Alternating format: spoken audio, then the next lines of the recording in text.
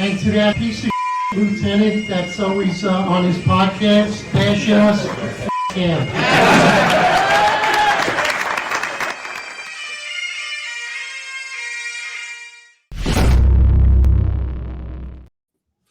Ladies and gentlemen, welcome back. New York's Finest Retired Unfiltered podcast. We got a good friend with us today, Brian Robinson. Brian's a lifelong New Yorker. He lives on the Upper East Side. He's running for New York City Council District 4. Brian's been on the show before. Check out that previous interview. When I interviewed Brian was actually a Democrat. Brian is no longer a Democrat. Brian is fed up with the policies. He's running against the majority leader in New York City Council Majority Leader, Keith Powers. If you don't know him, go on my social media, go on Eric's social media, look him up. He's a far left maniac. He doesn't care about the migrant crisis. He doesn't care about crime. He doesn't care about anything that's going on in New York City other than pushing an agenda. These are people we need to get out. We want Brian on here to give his ideas. As always, I'm joined by the most complained cop in New York City, known as the boogeyman on the streets of the Bronx, Eric S. Dim. Eric, what's up, my brother? Outstanding. What a pleasure. Brian, thank you for coming on the podcast. And let's jump right into it. I mean, it's quite interesting. You went from Democrat to Republican. But first of all, tell us a little bit about yourself so that people get to know you, where you grew up, what your experience is like, your career, and why you want to be in politics and where you see New York City now. Well, first of all, likewise, gentlemen, it's an honor to be back. I love this show. So always good to be here. So, John, I have to correct you on one thing. I was actually born in Jersey, and after I said it, I remembered it. I already know. I would love to claim lifetime New Yorker, but I can't. How about 17-year New Yorker? Adult life New Yorker. Adult life New Yorker. You've been living there. Listen, you're there. You're still there. Yeah. Somehow. So that's it. So So I apologize about that. No, please. Yeah. So, which pizza do you prefer? New York or New Jersey? Come on. What do I prefer? Pizza. Yeah, the pizza. Come on. Oh, New York pizza for sure. All right, that's good. It's one of the main reasons I'm still here. But yeah, so where do I start? Went to school in New Orleans, graduated with a philosophy degree, ended up in finance, ran a small business for 12 years. Watched around 2020 the city just degrade and become irrational, and it hasn't stopped degrading. It's just gets worse and worse. Every time you think things can't get worse or politicians can't do something dumber, they actually double down on dumb, and it absolutely has to stop. I was never an aspiring politician. I just, you get angry enough and you feel the heat in your belly, you feel it in your gut, and it's like, all right, regular people have to stand in and say, I'm not just going to let the city fall into an abyss. You don't have to do it through politics. You could do it through, advocacy. You could do it through a podcast. You could do it just by voicing your opinion. But for me, I just need to get involved. I have 2 little kids now. And, how am I going to raise them here if I don't think it's a good place to be, a safe place to be, if the culture is gone radical, and there's so many things that I think, well, the funny thing is we are in the majority, by the way. If you look at the center of politics, center left, center right, these people, us, wherever you are, we're not extremists, right? We want reasonable things like public safety. Like we want to know that if our kids are, being walked to school, if my wife is taking my kid to school, that they're not going to be harassed by some aggressive, severely mentally ill homeless guy. Basic stuff. We want small businesses to be thriving again. We don't want it to be boarded up for as long as your eye can see in Midtown. I mean, the city's really gone downhill in a way that it's hard to watch, and I know we all watched it, and it's been painful for all of us. But for me, I come in with good intentions, and I just want to bring common sense back to New York City legislation. So many awful things have happened. The defund the police movement. I'm not just bringing this up because I'm on retired police show. I'm bringing it up because that was kind of the beginning of the end, right? I mean, you start with something that radical and people actually latch on. And where do you go from there? It's just gotten worse and worse. You know, we were supposed to follow the science for a while. The science went one way, but the narrative still went another way. And it was detrimental to children, small business owners, employees of the city. Every which way you look at it, it was a debacle. And I even saw in the New York Magazine, by the way, which is not particularly right wing at all, New York Mag. They said it, I think it was yesterday, an article. All lockdowns were a failure. We admit it. It was a bad idea. Check it out, New York Mag. So I was like, all right, that's great to see. Now that we have terrorists celebrating the beheading of children on streets, they're willing to admit that the lockdowns were draconian. So at least, you know, through great costs, we are making some progress back to the center, I hope. I say it all the time. We're being painted as extremists when being moderate is being an extremist. Asking Right. for common sense policy is being an extremist. Asking for people to be vetted before we open them up to every service in New York City or every service that this country has to offer is considered an extremist now, where it seems like common sense to me. I think if you're to the right of Stalin, you're an extremist. I mean, in New York City, I gotta say it, and true. I don't think that we've moved away from it because, you know, particularly your opponent, Keith Powers, he was a big proponent of lockdown. He was a big proponent of mandates. He was a big proponent of defund the police movement and all of the anti-police, pro-criminal legislation that New York City enacted. And I don't want to run through all of them because there's so many. Everyone that follows me on social media and listens to the show knows what I'm talking about. Bail reform, diaphragm law, ending qualified immunity. It goes on and on and on and on. So, but they don't go backwards and talk about it. They never say I'm wrong. They never said we were wrong. You know, nope. Keith does not even acknowledge it. Everything's fine. Everything's fine in New York. You're an extremist. You're a liar. You're trying to get promoted. And this is the time to hold these people accountable.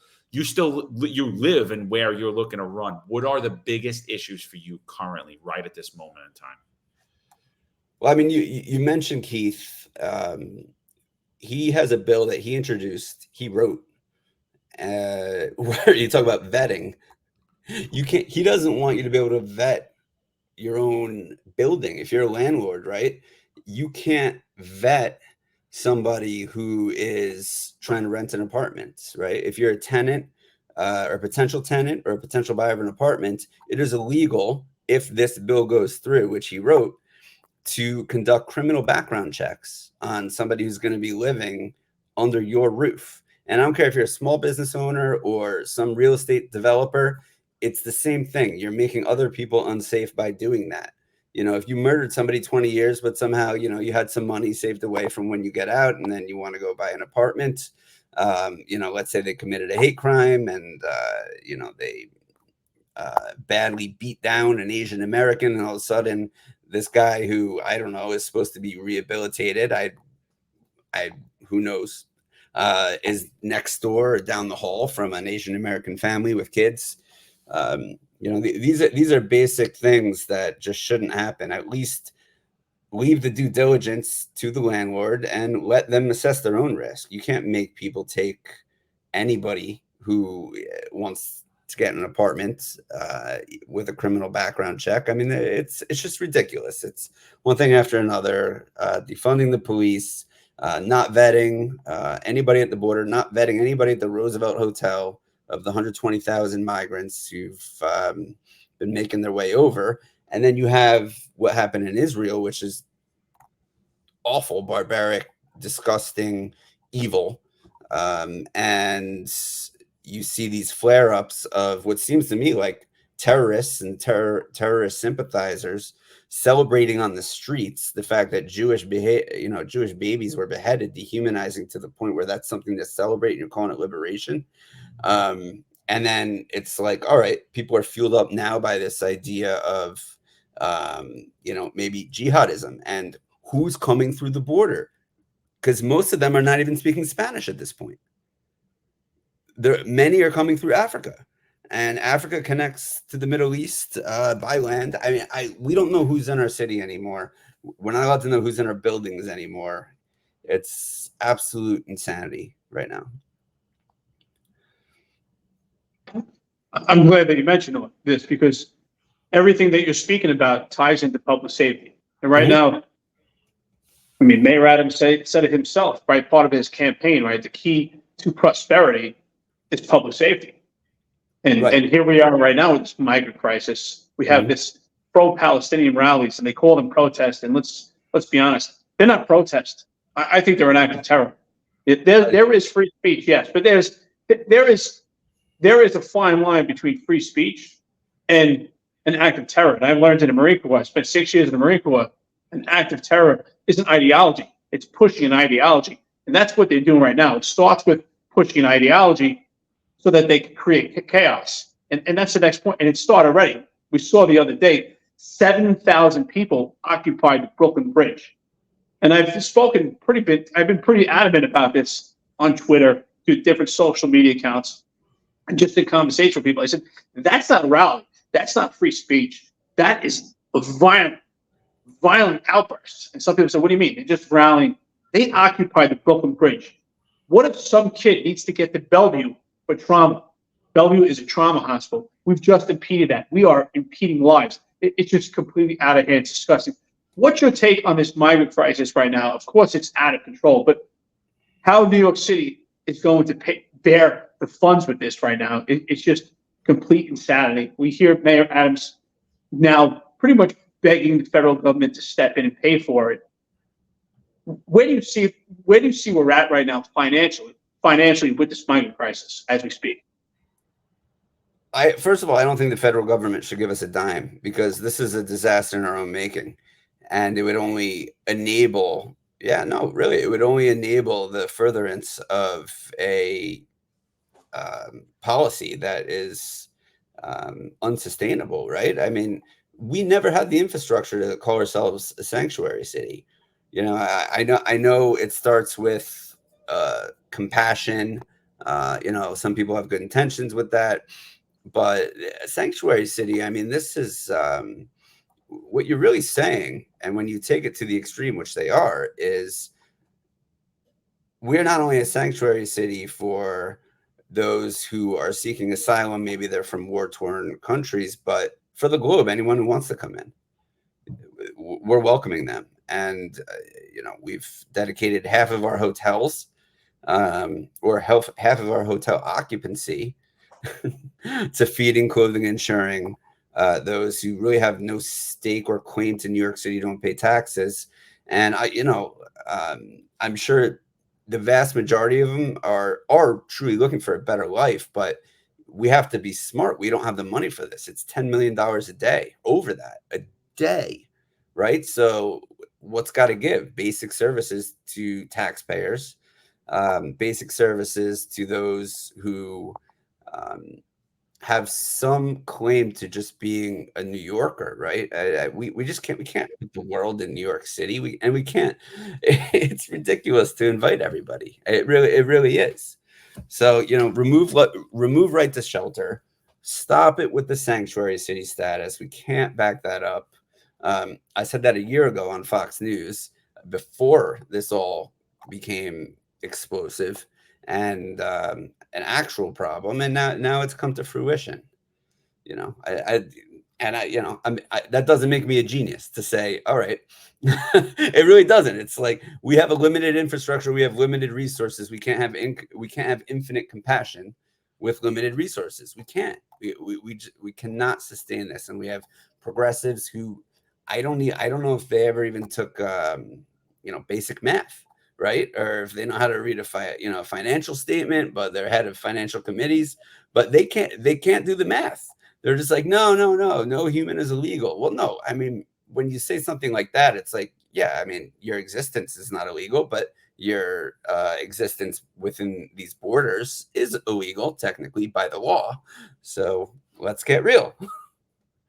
I loved it. I watched you on Lawrence Jones, and I actually shared it, and then I reshared it again, because now we have progressives coining exactly what you said. What Brian said was, our compassion is unlimited, but our resources are not. Right. And I was like, wow, it's so true. And it's because it's from a common sense standpoint.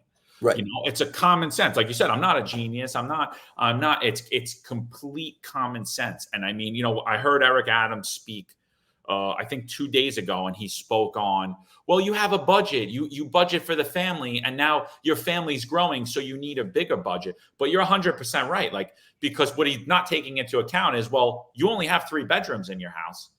So how you limited. So regardless if I step your budget up or not, your household income, you can't house more than the people that you could house. So right. He's being completely dishonest at the same time that he's seeking, and he's actually in court, he's seeking to overturn that illegal aliens can vote in New York City elections. Are the Democrats that desperate that they need a whole new stockpile of voters? Because I mean, I'd like to think that that's a sign that New Yorkers are finally seeing the light. But I mean, aside from the constitutional issue that raises, it's just wrong. It's just wrong. You have to at least pay taxes to be a voter. You have to be a resident, right? I mean, you have to be a citizen.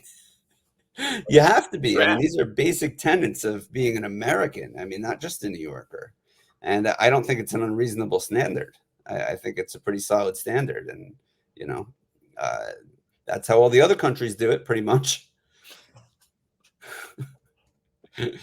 So I like to switch gears a little bit because we want to talk about public safety, right? We're on the New York Finest Retired Unfiltered podcast. So I read a little bit about you, and I just want to make sure that I confirm this, that you're in favor of Kendra's law from what I've read. Oh, and if that's the case, okay, great. Because I'm in favor of Kendra's law also. I think Kendra's law is extremely effective.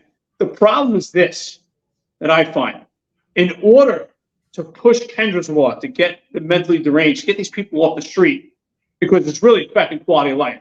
And it really affects the subways. Unlike what Mr. Kemper says, just avoid looking people in the eye. There has to be a real solution.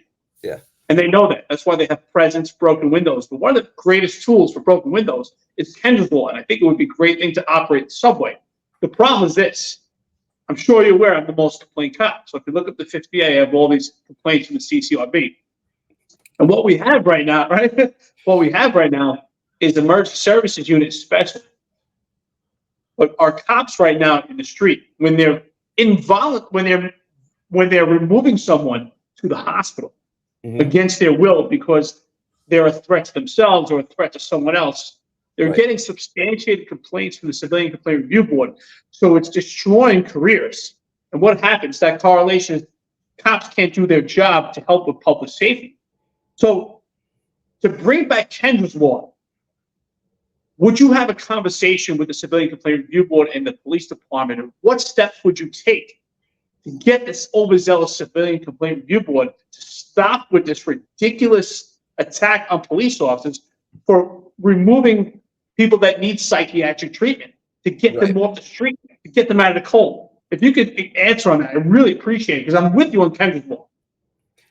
100%. I mean, one of the things I'm running on, and I firmly believe in, is to re-empower the police. I mean, the police need to be able to do their jobs. You hear people complaining like, oh, the police, they're not doing anything anymore. Well, first of all, they were disrespected, demoralized, and that in and of itself was so wrong. But you've also taken a police officer's ability and tools away to actually keep people safe, right? I mean, you know, if somebody's mentally deranged, and perhaps this guy has already been arrested 9 times in the last month, and, you know, a police officer sees him doing something again that's insane or possibly a threat to somebody else, I could see a police officer thinking, what's the point? Because I'm going to bring him in, he's going to be right back out, and it's just, I'm at risk of getting, you know, another complaint from this review board. And that's just an example of the system not working. So you can't blame the police at all for the public safety deterioration. It was the defund the police movement, and also with that, the demoralization of good police officers that has brought us to where we are today. And we have to fix that. We have to fix that. Without police, we need you guys. You know, we need a new respect between the community and the police. And I know that's something I take very seriously. I mean, as soon as I'm in, hopefully, I'm going to have meetings with all the precincts. I'm just say, listen, whatever politicians, whatever defund politicians you've had to deal with before, that's not me. I respect you. I want to empower you. And I want to make sure that others realize how important you guys are. And whatever is inhibiting you from being able to do your jobs and keeping the people safe, then that's what I'm going to make sure happens. Appreciate that. That's exactly what we need in New York City. The diaphragm law is something that Keith Powers and Justin Brannon both voted on. So I challenged them yesterday. I said that I would make an individual I would give the highest individual donation to both of them. I will get on my knees if they could both handcuff me without putting pressure on my chest or my back, either intentionally or unintentionally. Now, they haven't responded to that challenge, which I find laughable. I can't believe that. Because there's no way to effectively put a resisting perpetrator into handcuffs without putting pressure at some point on their diaphragm at some point. Now, I could understand for an extended period of time. I could understand if someone's having trouble breathing. There could be some type of common sense in there. But that bill is not there for common sense. That bill is there to deter active police work. I don't even have to ask you because I already know your answer, but I'm going to ask you, when you're in city council, will you seek to remove this bill or stop the actual appeal that's happening now to get this bill to come into law?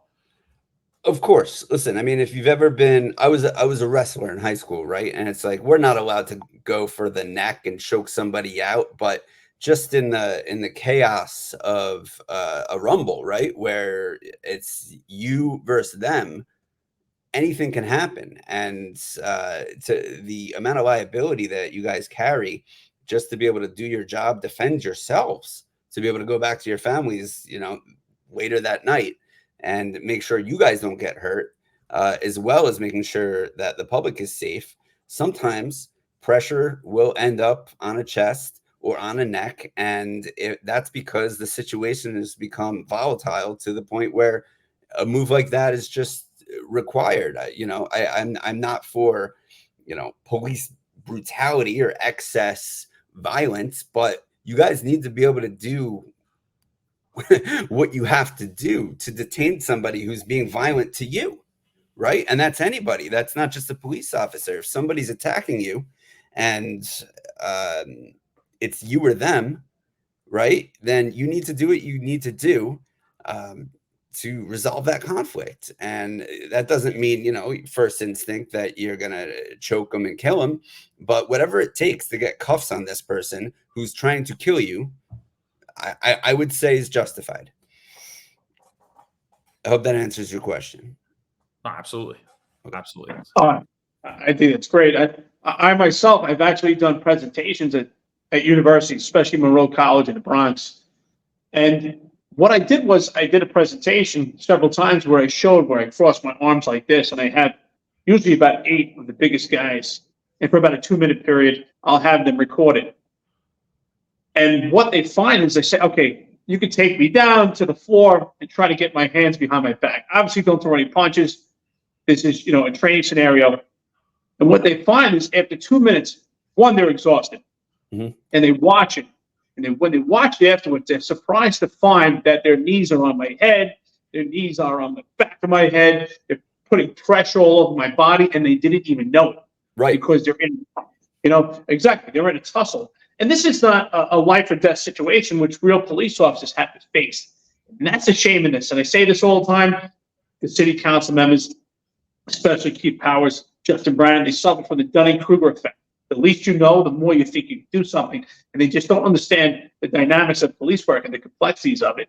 And that's why I say to them this: if you don't want the police officer to put this type of pressure, the only option they have, really, is if they were not going to violate this law, is to use their firearm. Is that what they really want? I hope not. But I'd like to just go back also and talk about this mental crisis that we talk about on the street with Kendra's Law. And I think it's important because with Kendra's Law, it's to force people into psychiatric treatment. And this goes for the people that are out there with migrant crisis. This goes for the homeless. I mean, I think it's a huge problem that we have right there. It's not being addressed, but the police can't do their job. That's why I think it's important. How would you address the Civilian Complaint Review Board to really get the cops on board? We have to explain that, first of all, Kendra's Law is already a law. It's a state law, and we're not enforcing it. So it's we are blatantly not following the law, which was set up to keep people safe. You've got mentally deranged people on the subways, above ground. And, you know, I've been in New York City, like I said, a very long time. There's always been homeless people. And, you know, it's part of New York City. And, you know, so you have empathy for some of them. I mean, it's, you know, it's a sad situation. But in the last 4 or 5 years or so, I think it coincided with a lot of mass parole, mass decarceration. You've got some real nutcases on the street now who I'm sorry. I mean, you know, there's probably better, more PC language, but these are a much more aggressive brand of homeless people than we've ever seen in New York City, at least since I've been here for 17 years. So we absolutely need to bring Kendra's Law back because it is meant to remove people who are dangerous to themselves or others, and they must be under treatment if that's the case. I mean, how many people need to be pushed to the tracks? How many women need to lose chunks of their skull on the subway because some lunatic who's probably been arrested again 9, 10, 11 times already, you know, takes his menace just one level higher and decides that he's going to pick on somebody who's, you know, smaller than them and take out whatever animosity they have or whatever delusions they're under that this person may have done to them in like 3 past lives ago. I mean, I don't know what's going on in their head, but they're psychotic and it's hurting people. So if you know, if the complaint board is the main issue, which you know, I always recognize that as one of the hindrances of public safety again, I mean, then we need to really, I mean, we have to reset them in a way that they're on board for keeping people safe. Otherwise, there's got to be a movement and protest. Like, listen, you are the reason that police can't do their jobs. They're not lazy. They're not, you know, they're not slacking. There's just certain things that they can't do. And these certain things happen to be fundamental to public safety and doing police work. So I'm all for Kendra's Law. I'm all for, you know, empowering good police because so many of them really are good people. And it's like, you know, something happened out in the Midwest, which, you know, which was terrible, but that wasn't even New York City. And all of a sudden, just unanimously blaming all police of the world or the country, at least, is a bit of an overreaction, I would say. And here we are, and the streets aren't safe, and residents are either fleeing or you know, looking over their shoulder constantly because they don't want to become the next statistic. And it's a sad state of affairs. And the progressives call it social justice. For who? Nobody. You know, you're also not helping somebody who's suffering from a severe mental disease by having a let it be mentality, right? If you can get them treatment somehow, and I'm sure some of them can be helped and can be rehabilitated before they go and do something insane, then why wouldn't you do that? Makes no sense. Absolutely. So, Brad, what is I know you got a busy day ahead of you. It's Halloween. For those of you that don't know, get out there and vote. You know, get out there and vote. I know you got a busy day, but what is your day one? What does Brian Robinson's day one look like? You get elected, you sit in city council. Meet with the police. Meet with the police and set a new standard. That's what we need. And then we'll come back on this show. We'll talk about Civilian Complaint Review Board and the issues we have. We're not saying to abolish them, but they do need to be reset. There's a lot of issues that the public and the politicians do not understand what's going on, and our leadership, our management is more what I like to say is unwilling to speak on. And that's why we need a new brand of politician in New York City. Somebody who's willing to stand up for the people. You know, residents of New York City who just don't want to get punched in the face for no reason while they're commuting. I mean, How many times does this have to happen before they're willing to admit that there's an issue? I mean, the funny thing is, for Democrats, and it's part of why I left, you can't mention public safety, first of all, without them calling you a Republican. So, and that's what happened with me. So I'm like, all right, you know what? I'm going to make their dreams come true. I'm going to become a Republican. And then I'm just going to say what I want, which I did anyway. But it's, you know, a more truer state of being for me. And I see this as the sane party, you know, especially in New York City. The things that the Republicans want in New York City are pretty basic.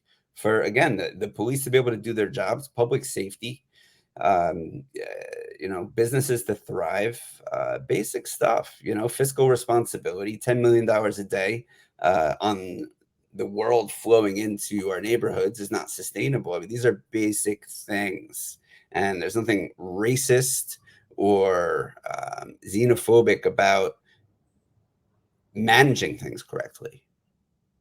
And, you know, I come from a management background. I ran a company, and you have to do things the right way, and you have to be efficient, and you have to be able to make the tough decisions in order for the company to survive. And it's kind of the same with the city. You need to make the right decisions. You can't just pretend we have infinite money, pretend that nothing's happening on the streets because it's bad for your narrative.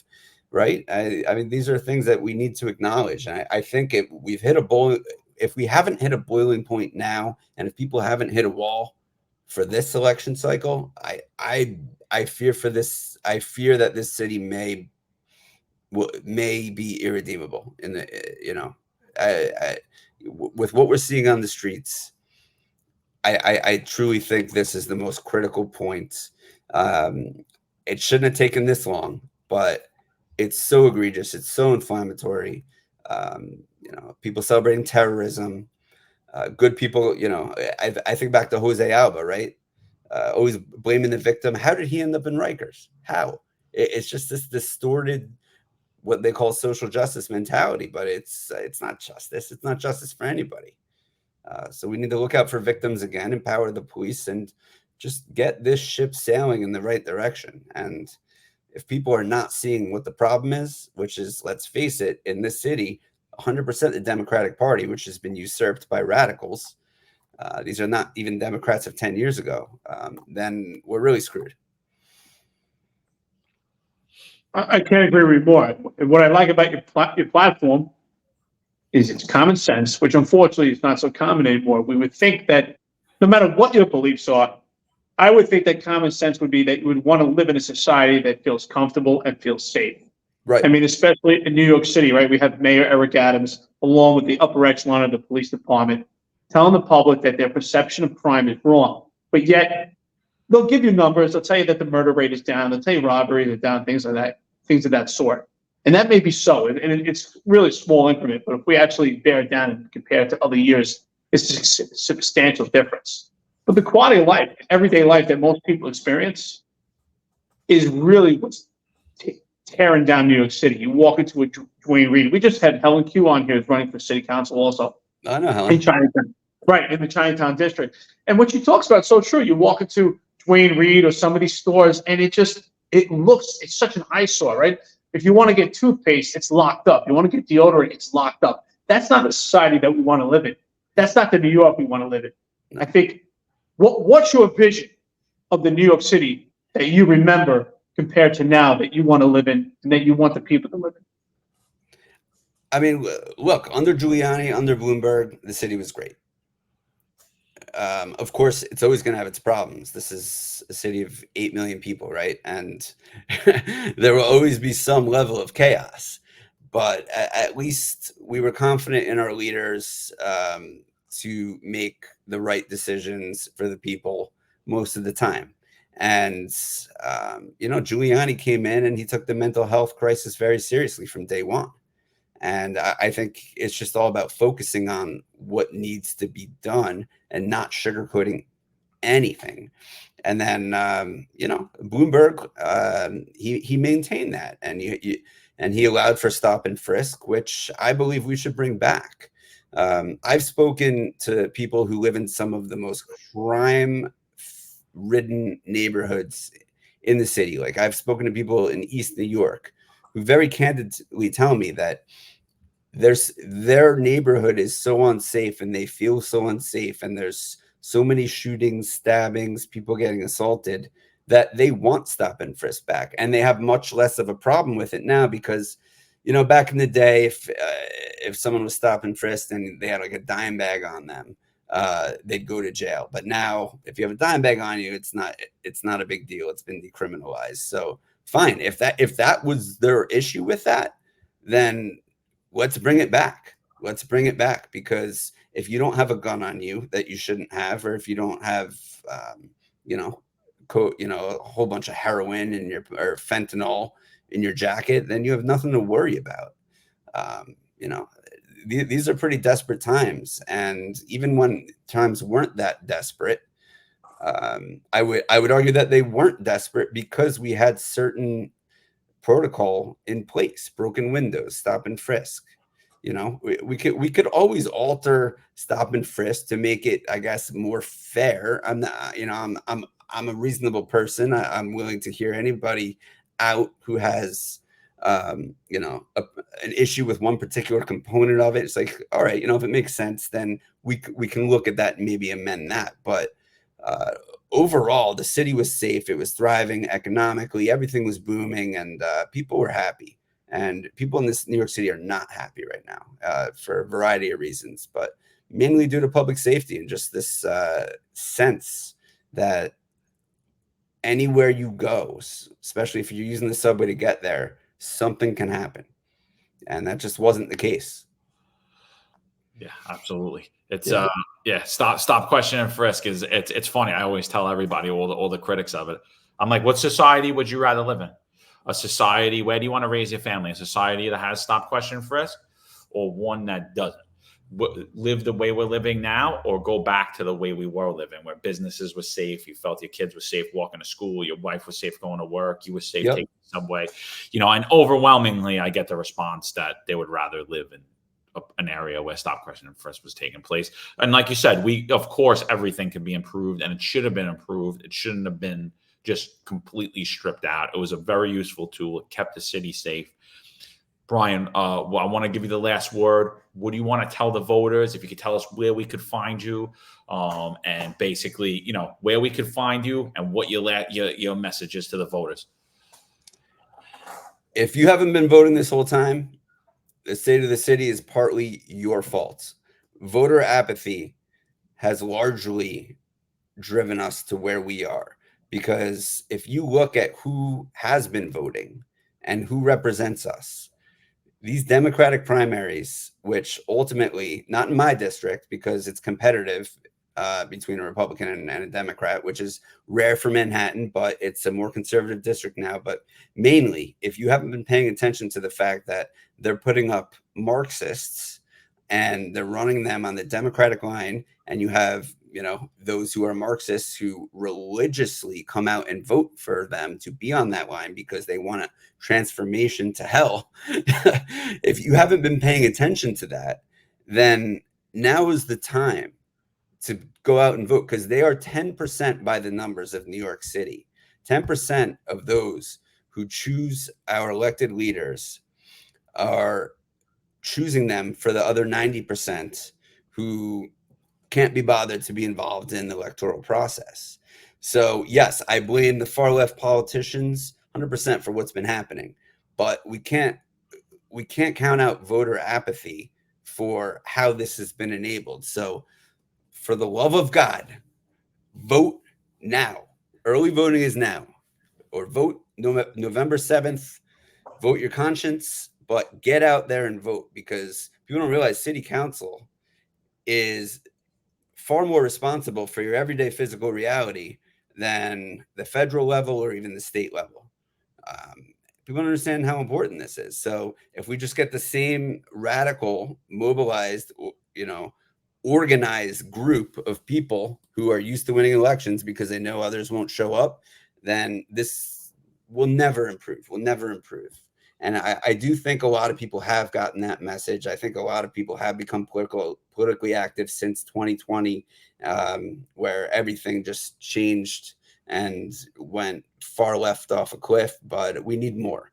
We need even more. And we need to, Republican, if you're a lifelong Democrat, but you're an old school Democrat and you never would have said anything like defund the police, Republican doesn't have to be a bad word. It doesn't. Look at the candidate, look at what they represent, and vote for the person. Vote for the person. Because, the Republican Party has been around a long time. The first 29 congressional members in the United States Congress that were Black were Republicans. I mean, we're not racist. We're not xenophobes. We're representing common sense things here. And Manhattan Republican is something we need. And there's a precedent of Manhattan Republicans doing very well when elected for the city. Hope that makes sense. I like everything that you're saying. I say that all the time. I don't think that anyone should be boxed into a specific category because they're registered as a Democrat or Republican. And that's the beauty of this podcast. That we have an opportunity to hear your platform, so is the public, so they can hear your plans going forward. And basically comes down to common sense. And I love what you said. And that's something that we need to push forward, yourself and hopefully other people that are running for city council jump on board with the idea of reset. That's what we need to bring New York City back. We need to reset, circle back, and start to tear these layers down and bring them back up in a positive way. Brian, thank you so much for being here. As always, John, it's been a pleasure.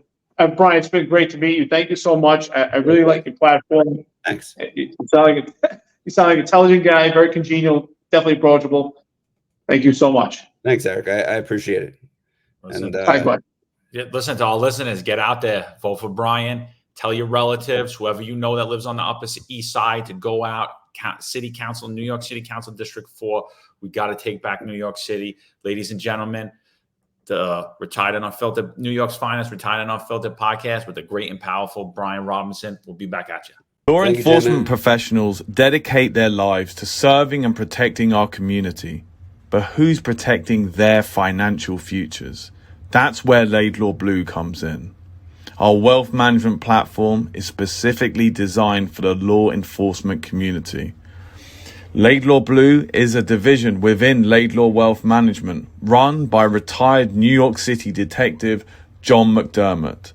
His status as a retired detective uniquely positions him to establish a deep connection between Laidlaw Blue and the law enforcement community.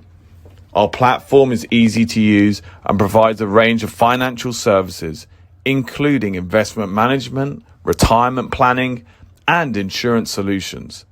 With Laidlaw Blue, you can secure your financial future and provide for your loved ones. Our team of experienced financial advisors understands the unique challenges and opportunities that law enforcement professionals face. We're here to help you navigate the complexities of financial planning and achieve your goals. Laidlaw Blue. Secure your financial future today. Book a meeting using the QR code displayed or call us directly on 888-901-BLUE. That's